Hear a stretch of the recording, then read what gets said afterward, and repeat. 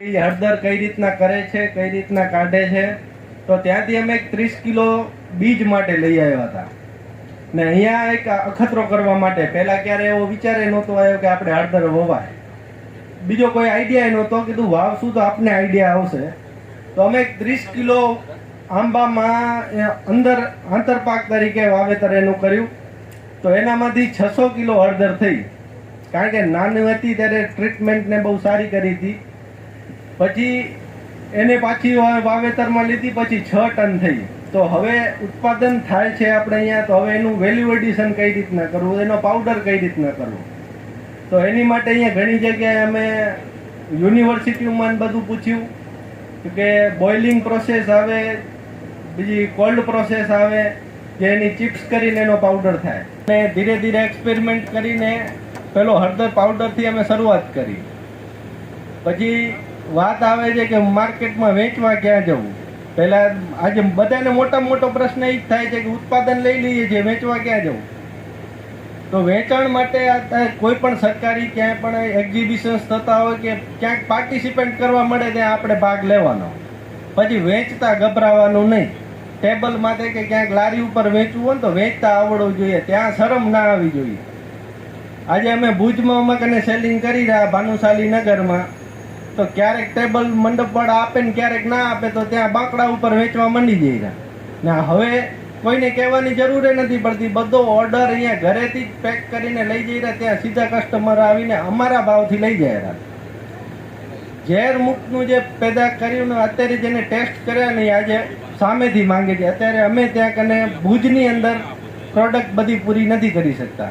શાકભાજી, total fruit જે પણ હોય એ બધું ત્યાં કને પૂરું નથી કરી શકતા. પછી હળદરમાંથી શું આદુની ટ્રાય કરી, તો આમાંથી સૂંઠ પાવડર બનાવ્યો. પછી કીધું હજી આનામાં આપણે એક્સ્ટ્રા, એટલે પછી બધું આ બધે નોલેજ લેતા ગયા. અત્યારે અધિકારીશ્રીઓ બધા આપને સલાહ આપવા તૈયાર જ છે, પણ આપણે ત્યાં સુધી જવું પડશે.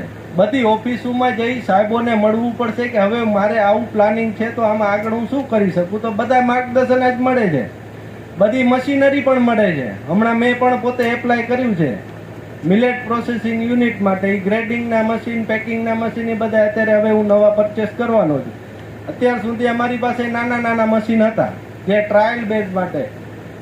એટલે અત્યારે અમે પેલું કીધું માર્કેટ આપણી ક્લિયર થઈ જાય તો પછી આપણે મોટા મશીનમાં જઈએ. તો હવે બધા એડવાન્સ મશીન લેવાના છીએ.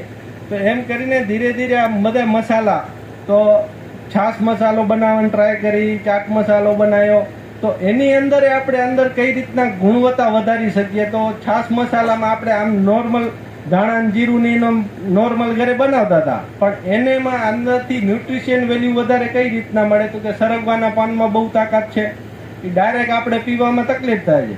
તો છાશના મસાલામાં સરગવાના પાન નાખ્યા, એટલે એ મસાલાથી અત્યારે કોઈ પણ આપણો છાશનો મસાલો ખાય તો એને ન્યુટ્રિશિયન વેલ્યુ, વિટામિન, પ્રોટીન કઈ રીતના બારેથી મળે. આજે આપણે મોટી મોટી કંપનીઓના જે ડાયટ, ચરબી ઘટાડવા માટે જે આ બધા પ્રોટીન લઈ રહ્યા એના બધું શું છે, એ જ બધું બનાવીને એક ડબ્બીમાં પેક કરીને આપે છે. આપણા બગીચામાં કે આપણા કમ્પાઉન્ડમાં એ સરગવો ઊભો છે, એની સિંગો છે, પણ એ આપણે ખાઈ શકતા નથી. દેખાય પડ્યું, વાતો કરીએ આપણે બેઠા ઓટલા ઉપર કે આ ખાવાથી આટલા ગુણ મળે ને આમ થાય, પણ એપ્લાય નથી કરી શકતા. એની માટે ડબ્બી બનાવી એટલે ચમચી ભરીને જ નાખી શકાય ને. આજે અમે અમારા ઘરમાં જ્યારે લોટ બાંધે ને ત્યારે 2 ચમચી સરગવાના પાનનો પાવડર લોટમાં જ નાખી દઈએ, એટલે રોટલીમાં છોકરું કાઢે જ નહીં ને. કઢી પત્તાનો પાવડર બનાવ્યો, હવે પાંદડું શાકમાં હોય એટલે છોકરું કાઢી નાખે, મોટાએ કાઢી નાખે રાખે, તો પાવડર બનાવી નાખ્યો, કોઈને દેખાય જ નહીં, પણ એના ગુણો આપને મળે.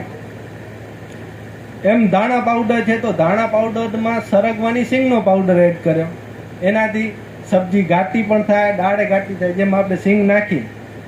તો એવી રીતના એક બાય એક, સ્ટેપ બાય સ્ટેપ બધું શીખતા ગયા. અત્યારે ગમે ત્યાં જઈએ ને એટલે હવે આપણે સામેથી લોકો એમ કહે છે કે આવું કંઈક હજી કરો ને, આનામાં કંઈક સુધારો લઈ આવો ને. આજે બધાને વસ્તુ જોઈએ છે, પણ કેવી ચોખ્ખી જોઈએ છે. હવે કોઈની પાસે ચાયણીયું નથી. સિટીમાં જાઓ તમે, કોઈની પાસે ચાયણીયું નથી ને ઉપડાય નથી, હવે ખેડૂત પાસે છે. તો એનું એક ગ્રેડિંગ કરી સારામાં સારું પેકિંગ કરીએ.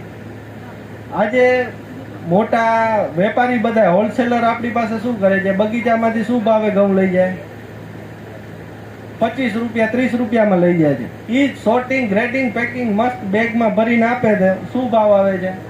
એ જ આપણે લોટ તરીકે લઈએ તો સી ગ્રેડના ઘઉંનું લોટ થાય છે, એ 50 રૂપિયા કિલો આપણે એમાંથી લઈ આવી રહ્યા.